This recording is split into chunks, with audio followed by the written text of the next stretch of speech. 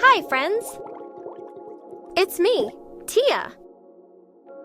Have you ever played with your toys in the bathtub or watched boats at the beach and wondered why do some things float while others sink? Like, how does a big ship stay on top of the water, but a tiny coin sinks straight to the bottom?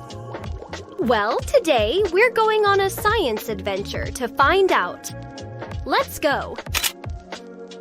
Let's try something fun. I have a rubber ducky and a coin. What do you think will happen when I drop them in the water? Will they float or sink? Let's see. The duck floats, but oh no! The coin sank. Why does that happen? It's all because of two things, buoyancy and density. Buoyancy is the force that helps things float. Density is how much stuff is packed into an object. The more tightly packed, the heavier it feels for its size. There are two invisible forces at play. Gravity pulls objects down. Buoyant force pushes them up. If the buoyant force is stronger than gravity, the object floats. If gravity is stronger, it sinks. But if the buoyant force and gravity are equal, the object stays at the same level in the water.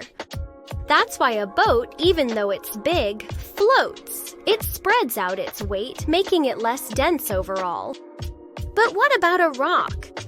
It's small, but it's super heavy for its size. That's because it's very dense. Since the rock is dense and gravity is stronger than the buoyant force, it sinks straight to the bottom. And guess what? Even fish use science to float. They have something called a swim bladder, a special air bubble inside them that helps them stay at just the right level in the water.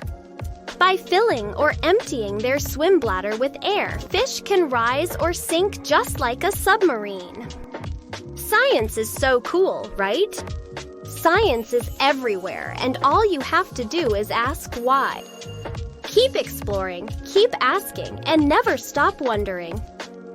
Now tell me, what's the most surprising thing you've ever seen float or sink? Drop it in the comments. And don't forget to like and subscribe for more fun science facts. Bye! See you next time!